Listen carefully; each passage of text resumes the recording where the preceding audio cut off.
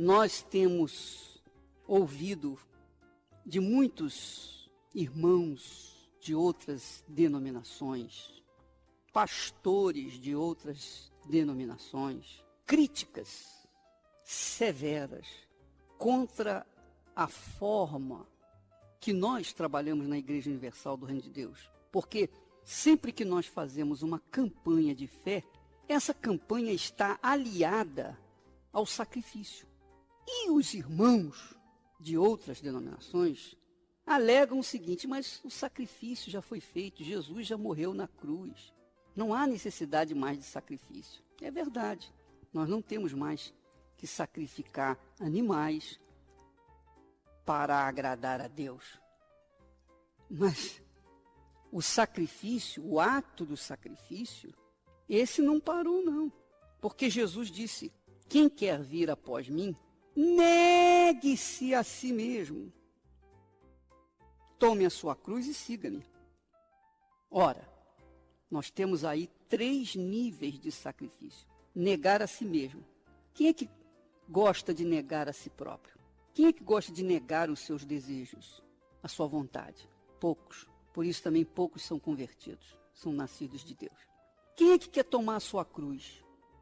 Ter que perdoar aqueles que o ofenderam, ter que orar pelos inimigos, ter que dar outra face, ter que andar a segunda milha. Quem é que quer fazer isso? Ninguém, a não ser os seguidores verdadeiros de Jesus. Então, é o outro nível de sacrifício. E o terceiro nível de sacrifício é seguir Jesus. Porque para a gente seguir Jesus, a gente tem que andar em espírito. A gente tem que abandonar a carne. Então, antigamente, antes de Jesus morrer na cruz, os judeus, os filhos de Israel, sacrificavam animais. Mas quando Jesus veio, o sacrifício tornou-se muito maior. Porque sacrificar o animal era fácil. Porque animal nascia aos montes. Mas sacrificar a própria vida, você perde a sua vida. Então, o que Jesus veio pedir foi o maior sacrifício do que eles, os homens do passado, os israelenses, faziam naqueles tempos. Então, o sacrifício hoje é muito maior do que o sacrifício na época antes de Jesus. Mas o sacrifício não terminou. Agora veja um dos exemplos de sacrifício. Por que o sacrifício? Se você ler a sua Bíblia, lá no livro de Juízes, no capítulo 19 e também capítulo 20, você vai ver a história de um levita. O levita era uma das tribos de Israel. E esse levita, esse homem, levou a sua mulher para as regiões de Jerusalém. Quando eles chegaram numa determinada cidade, eles foram convidados para ficar na casa de um homem, de um outro homem. E o outro homem deu guarida para eles, abrigou a sua esposa, abrigou os jumentos, o servo e aquele homem também, o levita.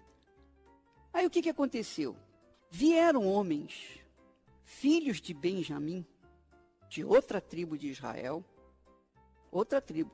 Os filhos de Benjamim vieram, alguns homens, e cercaram a casa daquele homem e pegaram a mulher daquele levita e abusaram dela, estupraram ela durante toda a noite.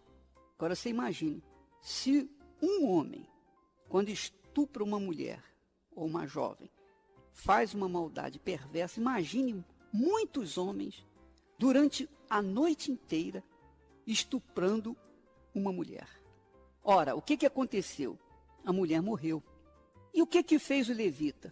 O levita pegou a sua mulher, levou para casa, cortou em partes o corpo dela, cortou o membro, dividiu o corpo dela em vários pedaços, tirou vários pedaços e enviou para todas as tribos de Israel. Mas o caso é o seguinte, ele enviou os pedaços da mulher que fora estuprada por aqueles homens, que eram os irmãos dele, filho de Israel também, por todas as tribos de Israel, pelas demais 11 tribos de Israel.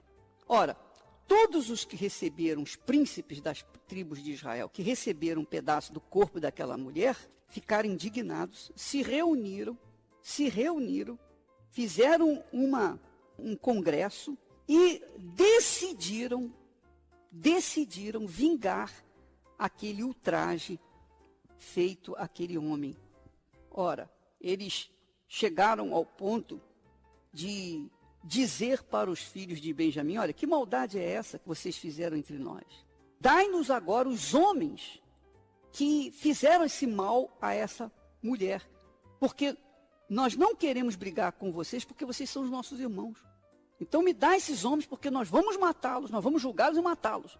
Mas os filhos de Benjamim, a tribo de Benjamim, não quis entregar aqueles homens maus que haviam no meio deles. Então veio a guerra.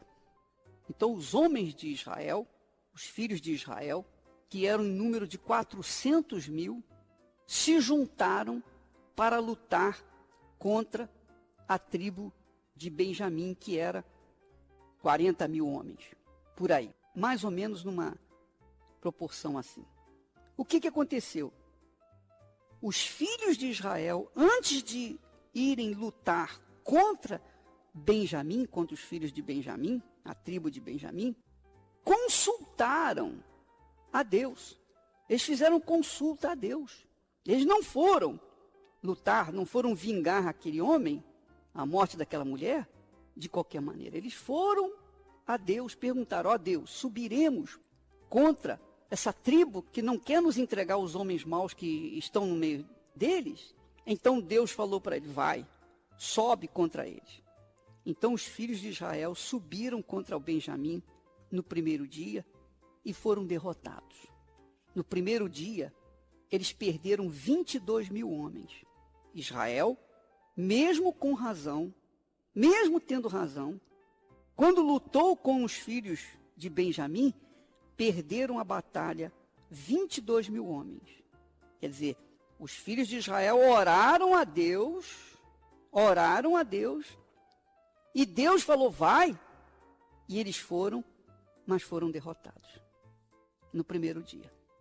Quando foi no segundo dia, novamente, eles oraram a Deus e perguntaram: Senhor, nós iremos contra os filhos de Benjamim?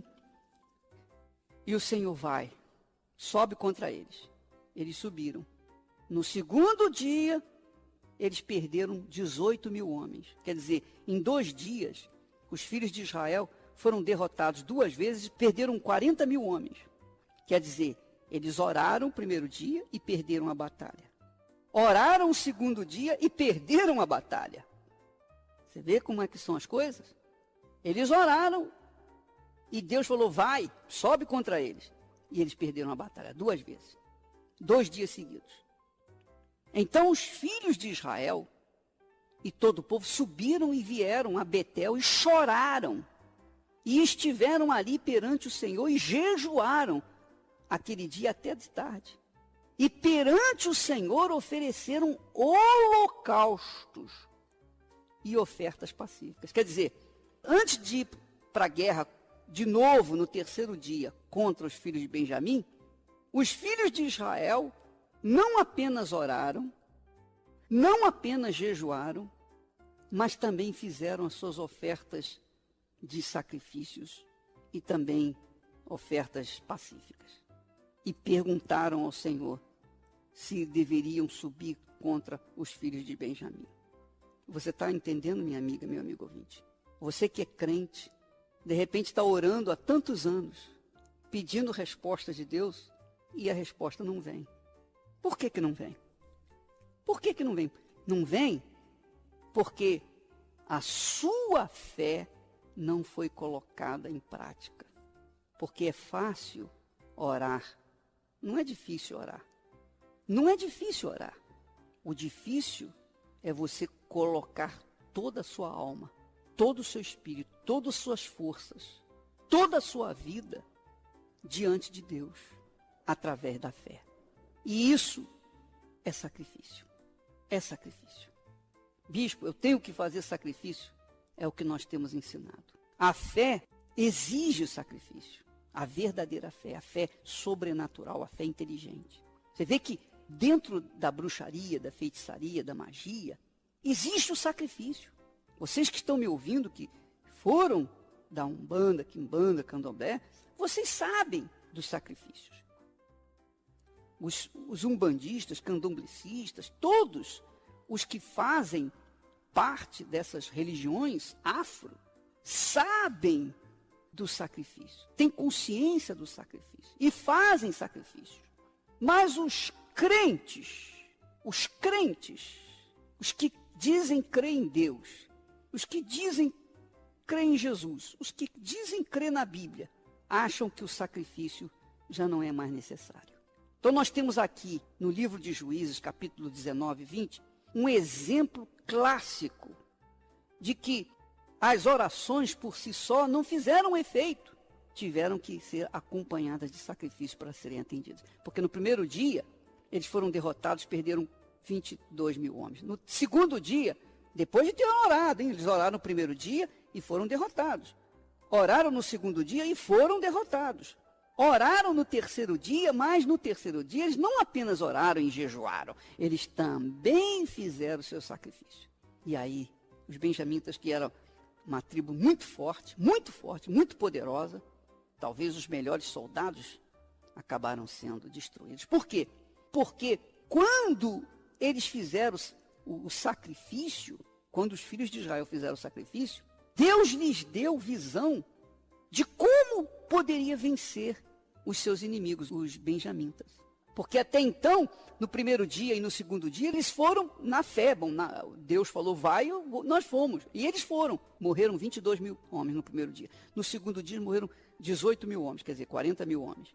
Agora, no terceiro dia, quando eles fizeram a oração, fizeram o jejum e sacrificaram, aí a coisa mudou de figura. Deus abriu os olhos deles, eles armaram ciladas, eles tiveram ideia, eles tiveram capacidade, eles tiveram visão para fazer o que era certo. E aí, os filhos de Benjamim foram destruídos. Esse é um exemplo clássico de que, sem o sacrifício, não há vitória. Vamos orar.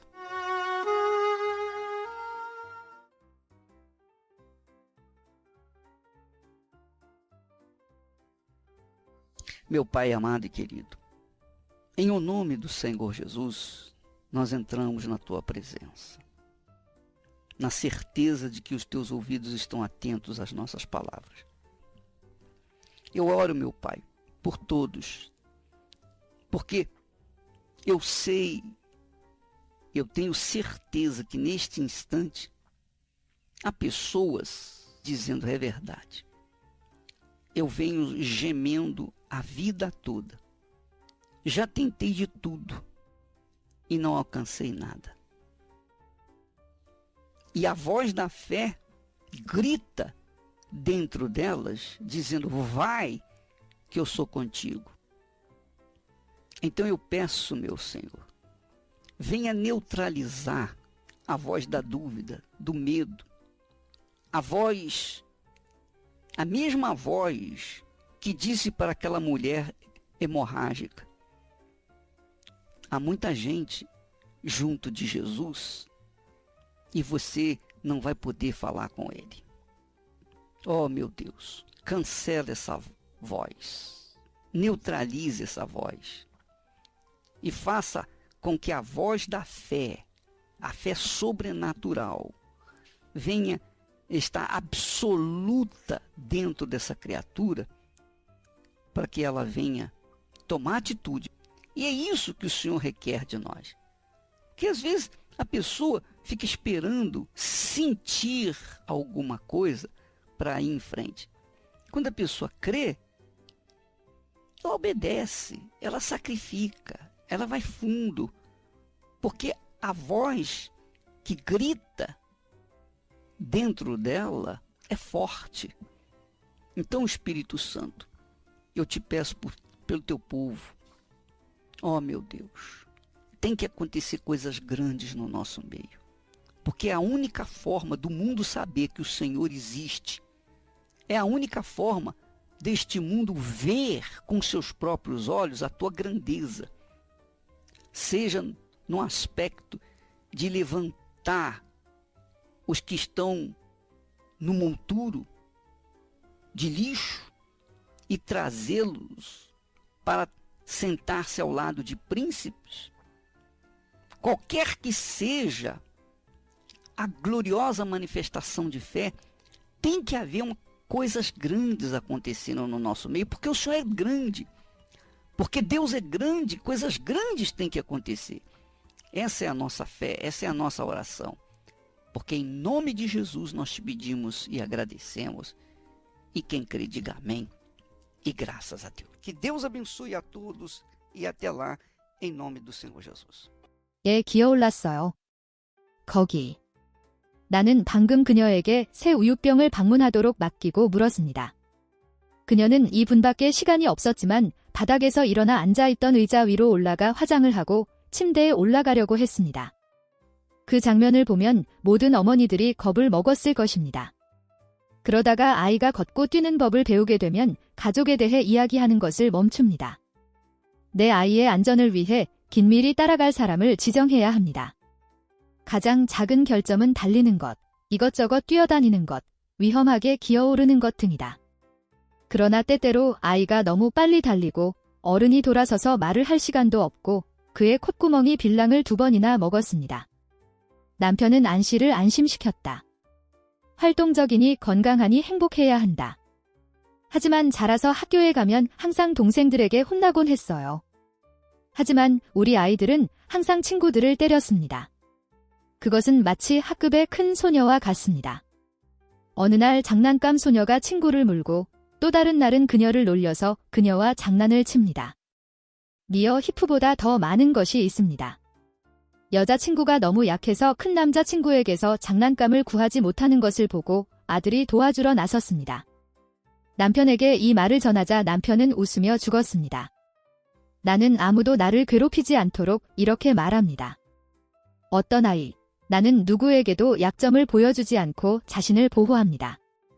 반쯤 연기할 수 있는 딸을 갖고 싶다. 그런데 내 딸은 나와 스타일은 다르지만 성격은 아버지와 똑같다. 그는 패션이 무엇인지 알았을 때부터 늘 힙합 옷을 입었다.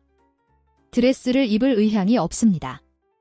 이에 내 아이가 LGBT 커뮤니티에 속하는지 아닌지 아직도 두려울 때 그렇게 말하면서 남편은 케오의 여동생을 말도 안 되는 소리라며 욕했습니다.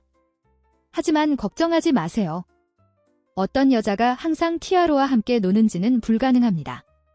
그녀는 소년처럼 점프하고 오르는데 이 정도로는 매우 위험합니다. 이제 나는 딸의 팔에 깁스를 하는 동안 병원에 앉아